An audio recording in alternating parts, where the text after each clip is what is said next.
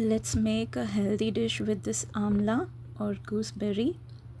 It's high in vitamin C, and if you take this one per day, it reduces hair fall, it stops hair fall.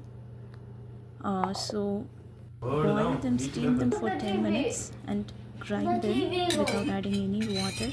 Transfer them to a pan and add jaggery powder.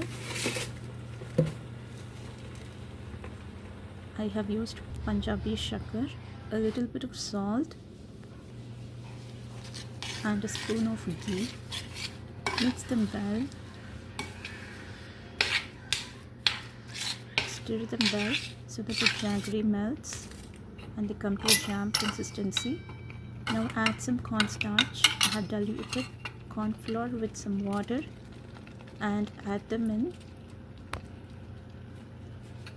Give them a good mix.